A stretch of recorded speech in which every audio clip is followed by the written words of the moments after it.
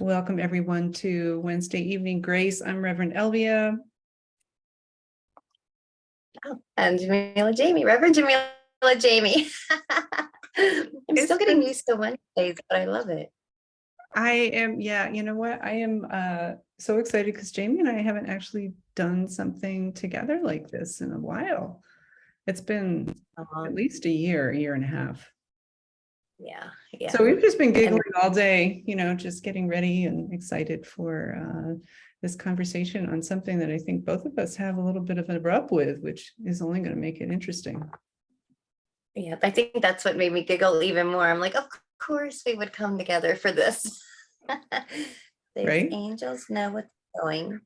The stars aligned because Reverend Peter is actually in New York this weekend, so our schedule shifted a little bit. So we are going to be talking about the light of hope. And I don't know, Jamie, why don't you share first what your rub is? Because I think some people probably already know what mine is. Yeah. So, it's really funny. We had talked about this a little yesterday, and then I got a dose of actually hoping today. And, I think one thing we both kind of carry a same agreement on is hope, and almost a subtle, dare I say, lower negative connotation to hope, because there's something for me, at least, that resonates when I say I hope. Part of me saying, like, because I don't trust, I don't have faith, I don't feel it's completely possible, but I hope. And it was really funny because today as we were like, I didn't sleep very good last night, so I was just kind of tired all day, and I was like, well, that's okay, it leaves me kind of chilled out, I can be a clearer channel. And then I found myself hoping for lots of things today. I was hoping that I would have the right words to say. I was hoping I would feel, revitalized and full of energy. And then about 30 minutes before we came on, I started sneezing like crazy. And I was like, oh man, I really hope that I stop sneezing and I don't look like I, have allergy eyes and face. So it was a nice Boot camp. kind of, yeah, like I went through this boot camp, because for me, well, I love hope. And we were even saying yesterday, hope being the bridge to faith, because there are times when really, if we're, at least in my experience today, it's like I wasn't feeling in a super strong, energetic space. So I really just didn't have the faith that I would.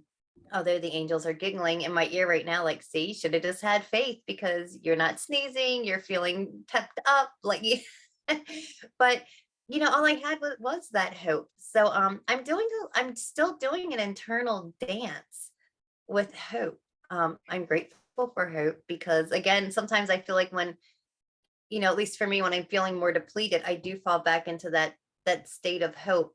But I also use the hope as the barometer, because at least I'm hopeful. There have been times in my life when I was hopeless. There was just times when I was just so down and out and almost felt desolate, that there was just, I just couldn't find any hope in anything. And I just, I really just had to turn, for me, turn to God, turn to prayer, and in doing that, turning within myself, because I wasn't in a space that I could see it anywhere else. I could not even find hope outside of me, because if I saw something or someone, having what I wanted, like, I couldn't even be like hopeful. I was, bitter or jealous or envious. As much as I don't like to admit that, I would be. Why them? Why not me? Why do they do that? I'll never be able to do that. Just all these things, because I was so down and out. I also know part of that now is I have an emotional wave in human design. So I'm going to have times there are certain things that just tank my wave. And it's like, knowing that information has been transformative, because it's like, oh, okay, this isn't even me being down and out or desolate or hopeless, or there's nothing there for me. It's like I'm just really low on my wave, and it'll probably pass in the hardest parts usually pass in a day or two. By day 3, I'm coming out of it and hope is restored. Or it's kind of funny, it's like I have my faith, something happens, and then I just kind of go down, and I'm hopeless, I have no hope. Then as I come back up on my wave, I start to feel the hope, and then I go back into faith. So it's actually a pretty interesting adventure and dance with it, and just the awareness of it all, like, hey, this is actually just a cycle that plays out, and it's okay. It's okay when I feel hopeless. It's okay when I have hope. And I mean, I think it's pretty freaking awesome when I get to the faith point, the faith part of it, but being okay with all of it. Yeah, and I wonder whether actually faith even ever goes away. It's just sort of in the background, like it's almost, when we were talking yesterday, I think we came up with like this idea that hope can be like training wheels. It's a bridge to faith. It's like, so I can't get there right now because that's too much of a stretch, but hope sort of is that stepping stone to that experience of faith. So I was going to do a little opening blessing, and I love how sort of the angels are weaving things together here, because I had to pull a card. I did, right? And you pulled Mars. I pulled Mars. Where is this deck? This is a great deck. God, Yeah, the astrology deck by Lisa I Startup. love that deck. And I Isn't do it love you, amazing? Mars. I Yes, really do think I because have a deck addiction problem, but hey, we all have our shadow side. This is mine. So Mars, of course, is the warrior planet. Like, it's that real hard energy. I know it well because I'm an Aries sun. It's what she writes about it, which I'm going to read here, is Mars is also known as the warrior planet, is the planet of action and determination. Mars is associated with confidence, courage, and ambition in life, and governs how we fight with others, how we protect ourselves and those we care about, our intimate desires, and our aggressive and competitive side. It also represents our carnal passion, sexuality, and lust for life. Mars changes signs approximately every 1.5 months, except when in retrograde. So let's just take that into a little blessing space. I know we're sort of partway through here already, but I think, it's all like perfect. I think that this is all lining up the way it needs to. And just dropping into the heart center with this idea of hope and what it means to you personally. With Mars stepping forward to have a voice, I think many of us are feeling like Mars is quite a presence on the planet right now. So the pure expression of Mars is this strength through love, this courage through love, and qualities that really take us from that place of hope to faith. And as we breathe into our gathering here, let us give focus to the light side of Mars energy. That courage, that wisdom, that strength of faith. That hope allows us to access when we are feeling a little weakened by daily life.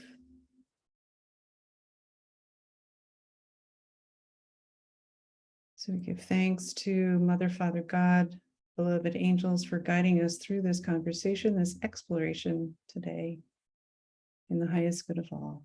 Blessed be. And I'm giggling. I dance with Mars, but Mars just went retrograde Oh, did it? Sunday. It sure did. It's and it's currently retrograde. I know, right? That's why when you pulled the card, I'm like, oh, Mars. Yeah, it's currently retrograde in gate 44, which is, when I was listening to speak of Mars and its qualities, and it's fiery, and it does even have a passion to it, and that warrior energy, and being retrograde in gate 44. I swear I try not to make these human design, but just right, that fear of the past repeating itself. So really being invited to take a look with Mars retrograde at, like, what are those fears, those fears that can even keep us from feeling the hope, those fears that might not having us firmly feeling into the faith and the hope that is there. There's, those past experiences, is there something there that we are able to release now, that because it's just no longer serving us or our highest good, so that we can pivot and get into that space and place of hope and faith. Oh my God, I am so like giggling inside because on my notes, I wrote, because we're in the eclipse portal, right? That there's this generational healing. So what's being hidden now that wants to be released? I kid you Oh not. my gosh. So what's eclipsing the view that we need hope to, and can't reach the faith? So I think, oh my God, it's like so aligned, right? I know. Kind of crazy. Oh my goodness. But I think it's an important point because both of us have this sort of weird relationship with hope. And I think it's because it's not the ultimate goal, but it's kind of like, it's what we need sometimes to get to that space of faith, or to remember the faith, or to feel the strength and the light side of that courage and that strength and all of that. I was Yeah. just trying, I was thinking, because I was like, I speak of like when I was hopeless, like what I, like tangible advice that I could give people that might feel really, downtrodden right now. And I just found, for me, prayer, in whatever form that is. Prayer for me sometimes is dance. It's not speaking a word. It's through movement.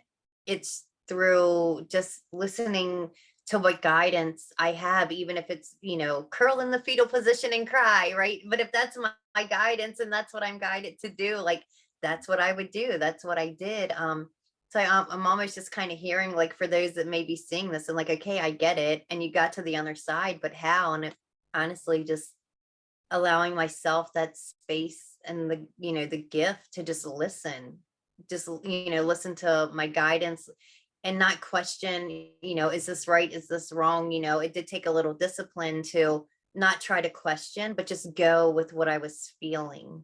And just, which in turn ended up being my intuition, my guidance, my angels, just, God speaking through. And just by doing that and moving, along with everything, it started to open up, to where I could hear more clearly, and where I could look at those people and, smile and appreciate and know that seeing, them having what I wanted or desired in my own way, that gave me hope, because I know it's real, because I see it in something or someone outside of me, so, and then it was like, it just kind of really started to help me shift. And then my prayer, while I will always dance as a form of prayer, but like I could, my prayer could be thank you, just thank you for waking me up. And I still do that to this day. I wake up every day, and even if it's my only prayer, it's thank you for waking me up to see another day, and then, and it really starts to shift. Yeah. Yeah. And I think, I think you and I both strive to really live a guided life to this almost intense, maybe even Yeah. obsessive degree. Yeah, right. And I think it's acknowledging that we're human and that we're living this ego experience, because I think the ego needs this concept of hope, and I think it's wrong to deprive it of it. I feel like so two things I want to clarify is that I know that there's always faith underneath, but there's times where I don't feel it. There's times where I don't feel like I have a good grasp on that courage and that strength. And it happens with regularity, I think, because, I'm human. And even just today, to your point about prayer and it being all kinds of things, I know that like I took a much needed walk today, and just watching this oak tree, all these leaves falling off of this oak tree was just like, it's like I just felt it ripple through my body, and it just felt so, I don't know, refreshing, rejuvenating. But I think it's the thing I guess I want to say about hope is just to recognize that it's not the ultimate destination for the soul, and but we need it. Does that make Mhm. sense? Yeah, I'm hearing it's like a stepping stool. Yeah, It's exactly. that stepping stool in between. I think it was Jim Carrey who once said at a commencement speech, because I've actually done quite a bit of pondering about hope because I have this kind of weird relationship with it. My niece is named Hope. It's kind of interesting, but she's an incredible woman. I think what he said at this commencement address was that hope is like walking through the fire and faith is like jumping over it, which I thought was kind of an interesting way to visualize it. Yeah. Yeah, the faith to know you take the leap, you're gonna be fine. The hope just knows that if I keep going, I'm gonna get through. Exactly, exactly. And I think, we need hope now more than ever because it points us in the right direction. It points us in that in the direction of hope. And like you said, hopelessness is sort of like giving up, like feeling destitute and like there's no future, whereas hope is working towards a positive future wherever you're starting at that point. Mhm. Yeah, and I just, I think like it's funny, my guy, I don't really do the news, but he likes to watch his news. So he watches it on like the YouTube and he's like, babe, the world is so messed up right now. It's just going to and it's just like, and it's just funny, like all these negative things. And yet what was in my peripheral and in my vision at the time was Karen had actually posted a really, really pretty picture of the sunrise this morning over this beautiful farm field. And it was like when I tuned into this picture, it was just so much just peace and beauty and just, I mean, it looks like something like an award-winning photographer would take. And it's like her backyard, and I was like, wow, like, so here's this world, right? He's looking at a hopeless world. And I looked at this picture that was just like, wow, like What look a at the beauty that's here. juxtaposition. Yeah, yeah, and it was like almost simultaneous. I And I love even said to him, "Hey, come here, look at this." Just he's like, "Yeah, that's almost like heaven on earth." But yet his perception was still so caught up in the news that he was watching. But I thought, even in that, sometimes just and I'm not saying don't watch the news if you all like to watch the news. That's not. But it was just, like wow, like we really can live in this space where like literally two people next to each other, like I'm seeing the hope and the beauty and he's seeing just this hopelessness, and I'm looking at like wow, look what's here for us, and it's Yeah, here now, right? That right. tangible piece again, right? I know it's here now, and this is somebody I literally know that did this, so I know it's not fake.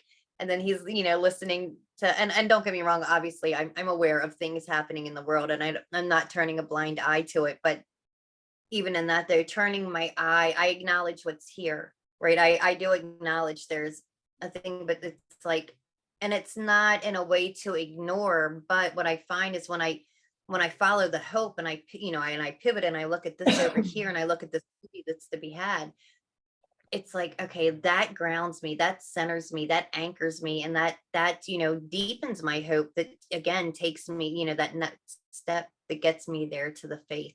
But it was just so interesting that I was literally like, wow, and I was kind of thinking the same thing, like this is like heaven on earth. And then in the other room, it's like, oh my gosh, the world's going to, and oh my God, people are crazy. They're, and I'm just like, what? And I'm like, huh? And I'm just looking at this beautiful sun. So So our even in topic, that, our topic is uh-huh. the light of hope, and I feel like you're touching on it perfectly because I think it provides this light in a world that can feel really dark. And I agree with you. I think it's important not to turn a blind eye to what's going on in the world. But the question I always find myself asking my own self is, what can I do best to serve right now? Is my knowing the details of what's happening in the Ukraine right now going to change how I show up in what I do? Maybe yes, but maybe no. And I think it's so easy to get just caught up in all the drama of it that we get paralyzed, you know. I I resonate so deeply with that because one thing I personally I don't resonate with, I just can't get into it. I'm so grateful that other people can, is like politics.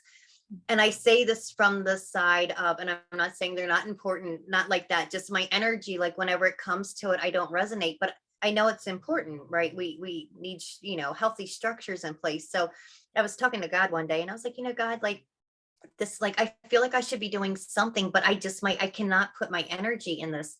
So he was like, well, then why don't you serve the ones who do put their energy in that?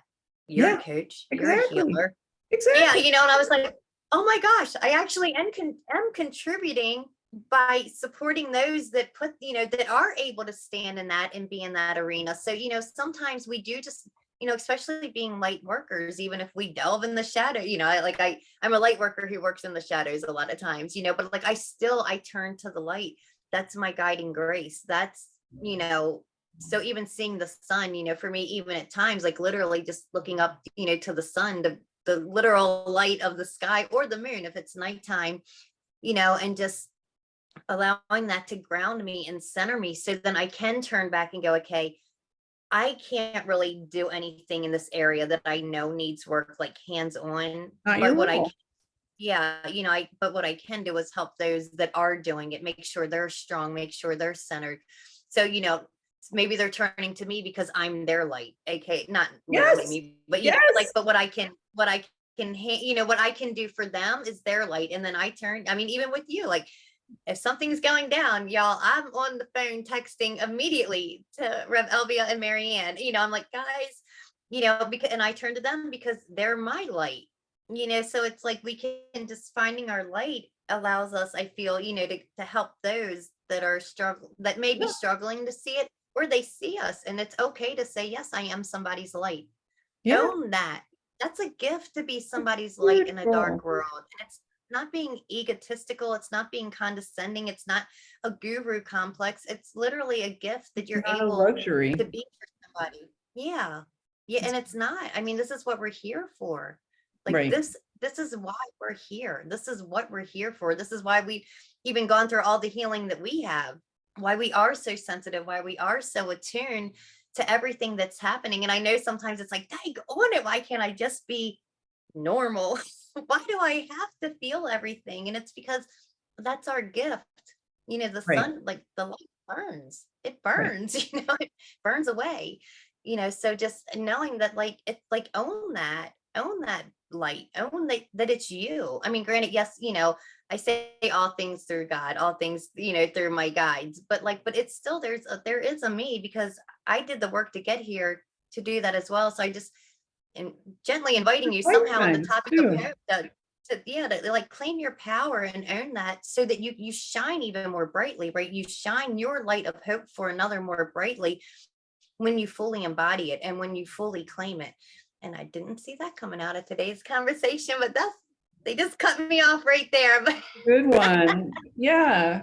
Yeah. And it's funny because as you were talking, I got this image of like two opposing parties, political countries, whatever you want to choose, right? And they're sort of going at each other. And then, somebody like you walks up and is like, look at that beautiful moon, or does something that like totally captivates and changes the attention of where people are focused, and they're like, oh right, I don't know, it just elevates the vibration rather, and um shifts it to something and I know that that's kind of a naive visual, it's not like that's actually going to happen most likely, but I think I don't know, energetically I just it is would be the one happening. to do that. Huh? I've What'd done you say? crazier things. I said I might be the one to do that. I've done crazier things in life. Well, there you go. We're shipping you off to the Ukraine. That's right. I'm on my way. Hmm.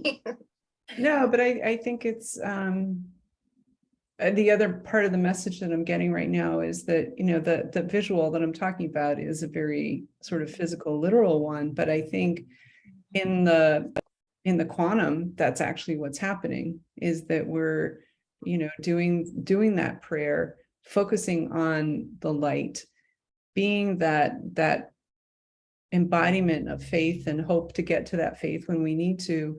We're elevating the vibration of the collective. Mhm. And I So find too, when we, yeah, and when we're in that space, right, we have unlimited potentials and possibilities in the quantum. We get to pull that down. So just as you're saying, when you do that, we help others do that as well. Like, I am deserving of that. We can have this. I'm Right. dancing with, yeah, I'm dancing with having it all. And my ceilings and limiting beliefs around that, but it's like, wow, like, when I keep, I just hold on to the hope that takes me to the faith that like, oh, I can, but it's like, there's so much possible in the quantum. There's so much possible there. I love the way you just said that. I'm holding on to the hope that gets me to the faith.